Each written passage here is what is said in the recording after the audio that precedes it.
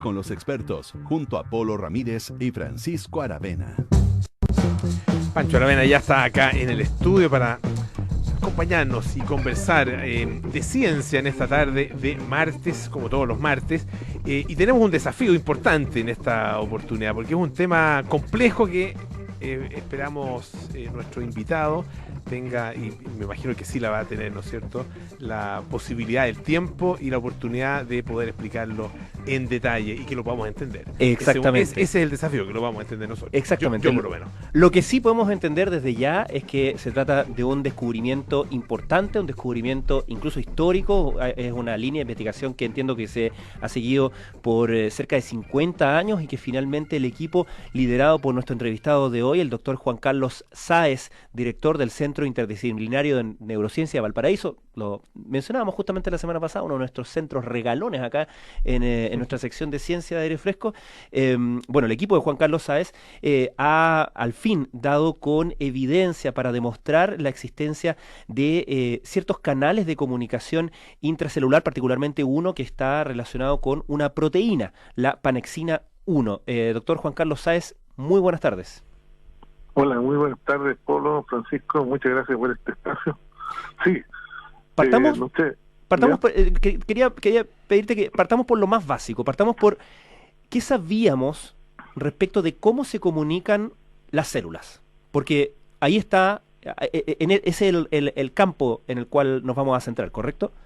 Correcto, sí. Mira, hay varios mecanismos de comunicación intercelular, uno que se llama paracrino autocrino, que las moléculas, la célula libera moléculas y esas moléculas tienen receptores en las células y es una cosa que sale hacia afuera de la célula. Hay otro mecanismo que más he trabajado, que es el de los canales intercelulares, que son los formados por conexina, y esos son los aceptados de mucho tiempo, pero últimamente se está hablando de que las células además expresan una proteína que se parece a proteínas que están en el insecto, que se llama panexina 1. ¿Ya? Y se llama pan porque estaría en los vertebrados y en los invertebrados, por eso es como el de Pan American, ¿te fijas? Está en todas las Américas. ¿Ya? Entonces, en este caso, esta proteína se descubrió que formaba unos canales que están en la superficie de la célula y que permitía la comunicación intra y extracelular. ¿Ya? Y liberaba moléculas, como ya dije, que tenían una señalización paracrina. Y ahí se libera ATP u otras señalizaciones, pero no se aceptaba de que esa misma molécula pudiera formar canales intercelulares como los que formaban las conexinas. Y no habían datos sólidos, entonces yo diría que la gran mayoría de los investigadores incluso publicaron reviews sobre esto, revisiones bibliográficas, diciendo de que esos canales lo más probable es que no existían, porque había un impedimento estérico en el exterior de la membrana de estas proteínas que evitaba que se juntaran y formaran un canal continuo desde una célula a otra. Y lo que hicimos nosotros fue demostrar que en realidad las células que expresan la panexina pueden formar estos canales, y para eso usamos técnicas de biología molecular y de electrofisiología y biología celular para demostrar que en realidad sí se forman los canales y comunican, ¿no? Y finalmente se termina esa discusión, ¿no? Entonces abre una nueva perspectiva de preguntarse ahora para qué están esos canales, por qué hay dos tipos de canales intercelulares, se alteran estos canales o no se alteran. Hay muchas preguntas que van a tener que ser respondidas en el futuro. Profesor, a ver, para ir tal vez incluso más a la base, ¿todas las células tienen, o sea, existe comunicación intercelular en todo tipo de células o en determinado tipo de células? Mira, es una muy buena pregunta, y la verdad que por mucho tiempo se pensaba que solamente los tejidos sólidos, donde las células están en contacto directo una con otra, formaban estos canales intercelulares formados por conexina, ¿ya?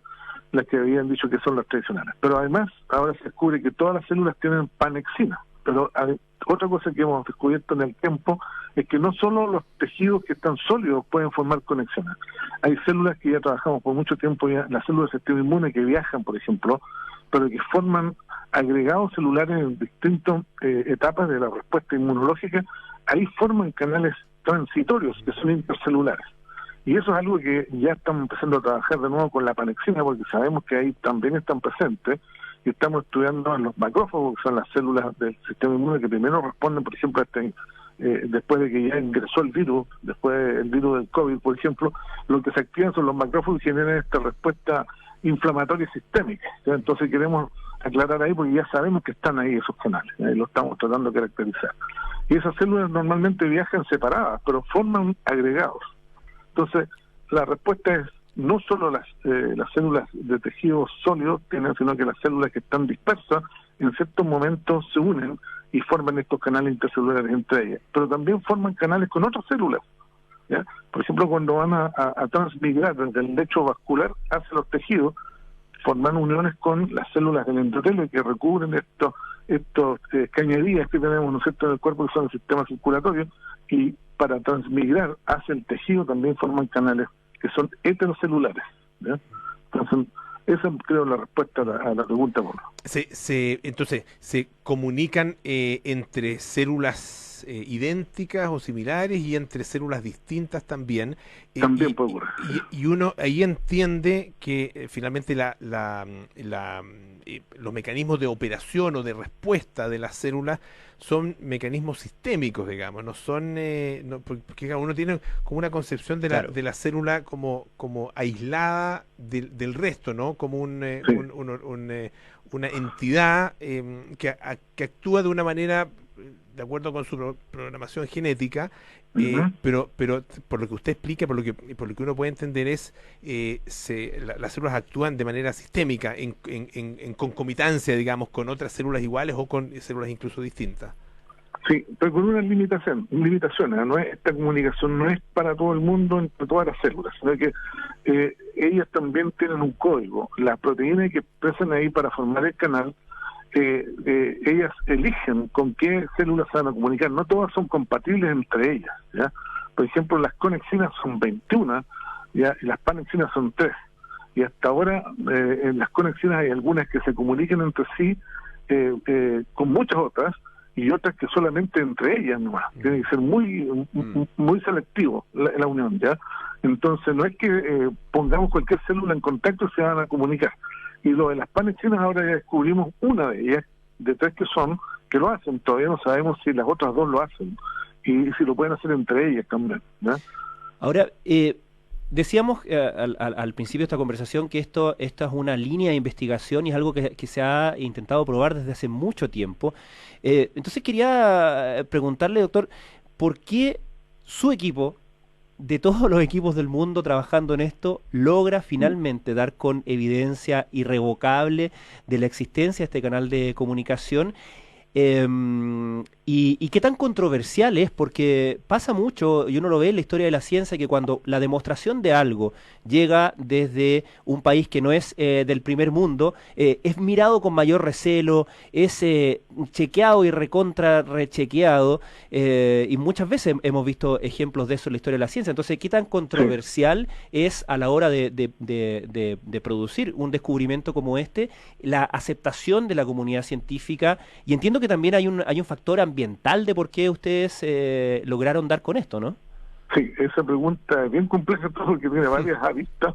Claro. Mire, el asunto de la controversia todavía no siento la respuesta de la comunidad científica, y la voy a sentir. ¿Pero es probable? ¿La espera? Yo creo que hay una comunidad que sí que va a estar rechazándola, pero allá hay una gran comunidad que lo está esperando, porque sabiendo nuestros hallazgos que teníamos de alrededor de 15 años, pero que nosotros no estábamos convencidos del todo como para reportarlo, ¿ya?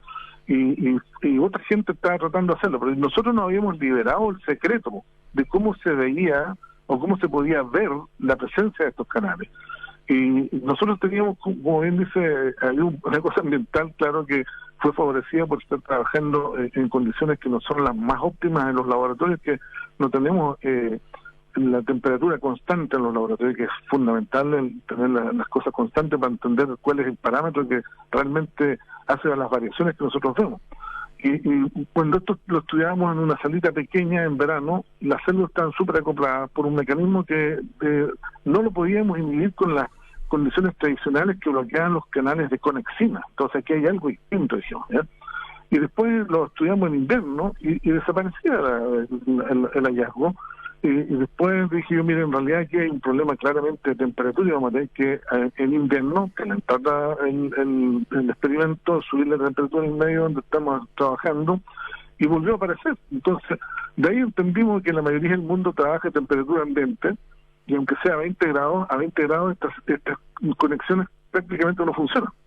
Pero cuando lo llevas a 30 grados, ahí sí funciona muy bien, y ahí pudimos hacer todas las caracterizaciones. Entonces, el fue, como decía Pasteur, el azar favorece a la mente preparada. Nosotros estamos preparados para estudiar una cosa, y cuando no la podíamos identificar nos pareció raro y dijimos, bueno, aquí hay algo distinto, y por eso lo pudimos identificar, ¿no? Porque hay algo distinto que no lo podíamos responder con lo que ya conocíamos. Y en base a eso entonces seguimos indagando y buscar todas las posibilidades de borrarlo, de aumentar la expresión y qué sé yo, hasta que finalmente estamos claritos, pillamos el carnet de identidad de ese canal, y ahora sabemos cómo, y qué fue lo que reportamos, le dijimos a la comunidad científica cómo tienen que estudiarlo. Y esa, la forma que se estudia no es la tradicional de todos los laboratorios del mundo, ¿verdad? No calientan la preparación a 30 grados para verlo, ¿verdad? Estamos conversando con el doctor Juan Carlos Sáez, director del Centro Interdisciplinario de Neurociencia de la Universidad de Valparaíso. Esto a propósito de la detección de estos canales, o de este canal intercelular, que tiene, entiendo, o sea, que primero abre muchas preguntas, o abre preguntas nuevas. Usted nos mencionaba una, porque existen dos tipos de canales, ¿no es cierto?, de comunicación entre las células. ¿Qué otros espacios de investigación abre este descubrimiento? Bueno, mira, hay muchas enfermedades que no tienen respuesta hoy en día, y hay enfermedades que tienen una respuesta parcial. Entonces, una cosa que vamos a tener que, obviamente, no dejar de lado, además de estudiar la fisiología y la comunicación normal que se produzca aquí, y por qué en realidad tenemos que tener otro canal más para condiciones normales, además del que ya conocíamos. Ver que si se altera esta comunicación en alguna enfermedad, es una razón más para estudiarlo en enfermedades que no se conoce todo el mecanismo de por qué llegamos a ese deterioro.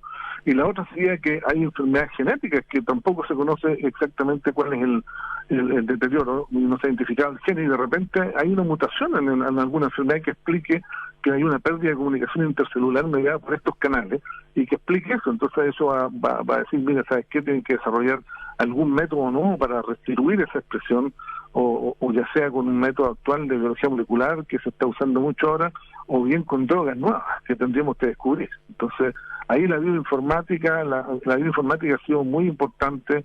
Para eso nos ayuda muchísimo a descubrir nuevas drogas. Ya ahí nuestro colaborador, que es Danilo González de la Universidad Andrés Bello, nos ayudó muchísimo a estudiar la estructura molecular de este canal, que tampoco estaba disponible. Entonces, con cosas predictivas uno después dice qué cosas de experimentación en el mesón tengo que hacer para demostrar que eso que es predictivo es verdad o no, y así nos vamos apoyando, ¿ya? Y bueno, la otra cosa que no mencioné antes, perdona, y que me gustaría que quede claro, que todo esto se logró gracias a que teníamos una coincidencia aquí de tener estos hallazgos que tenía en mi laboratorio, de que pudimos tener a una persona muy hábil en estudiar en comunicación intercelular, que es Nicolás Palacio, que es un joven científico muy bueno, que había terminado recién su doctorado y vino a hacer un postdoc en mi laboratorio. Está el hecho de que el CNB, el Centro de Neurociencia Interdisciplinario, me dio apoyo económico para poder comprar un equipo adecuado, ¿verdad? Entonces, coinciden todas estas cosas, y tener un bioinformático como Danilo, y con todo esto se pudo llegar a una conclusión mucho más sólida, ¿ya? Porque las evidencias llegaron, el aporte económico que es fundamental para hacer ciencia también llegó, y la suerte que tuve yo de poder observar estas diferencias con la temperatura y de tener un diseño cómo podemos llegar al descubrimiento y demostración. ¿Existe un ámbito, un área de la fisiología humana donde este descubrimiento sea particularmente, o podamos ver más evidentemente el beneficio o el impacto que puede tener? Entiendo que hay alguna relación ahí con el sistema nervioso y con el cerebro. Sí, en el cerebro hay algo que nos tiene intrigado, porque en el cerebro hay una conexina que es muy importante en lo que se llama la sinapsis eléctrica. Hasta ahora lo más estudiado en el cerebro son las sinapsis químicas, que es la comunicación entre una neurona y otra, que se logra a través de la secreción de una molécula que se detecta por por otra célula. Pero la sinapsis eléctrica son canales donde pasa la corriente directamente de una célula a otra, y esa es la conexina 36, y se había hecho el knockout, que es eliminar la expresión de esa conexina, y todavía las células quedan comunicadas, y quedan comunicadas por un mecanismo que nadie se lo podía explicar. Entonces, o sea, es como que le cortaban el cable y no se explicaban por qué seguían comunicándose una con otra. Claro, Yeah. Y ese ahí es un tema que es muy relevante porque está sugiriendo directamente de que no es una conexina, que era la más reconocida ahí, que puede ser esta panexina que haya sido negada su existencia como canal intercelular. Esa es una.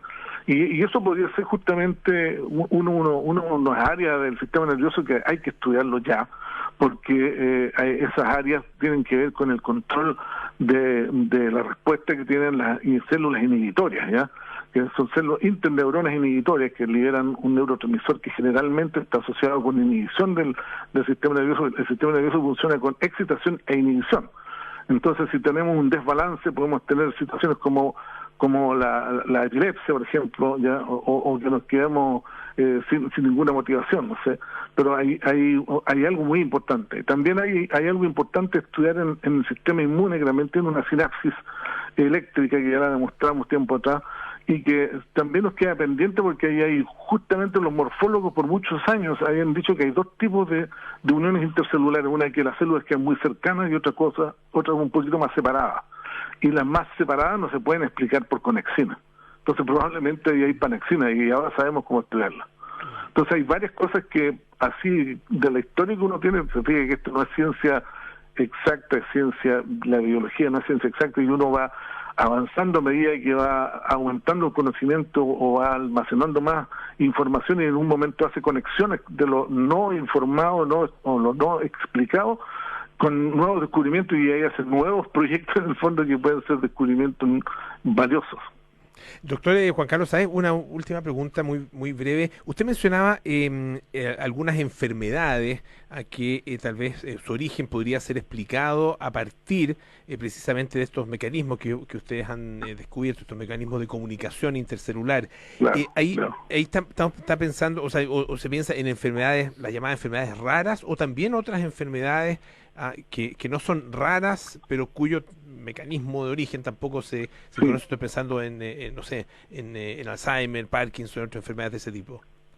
Sí, yo creo que hay que pensar en las dos. Las enfermedades raras, y entre ellas las enfermedades huérfanas, son una buena posibilidad porque ahí no se conoce la etiopatogenia de toda esa alteración que se produce, y podría ser un sustrato importante de analizar ahí, ¿ya? Nosotros, por ejemplo, estudiamos enfermedades raras como las enfermedades neuromusculares, ¿ya? Y encontramos cosas que nadie se esperaba, porque las conexinas, ahora voy a pasar al otro tema, ¿eh?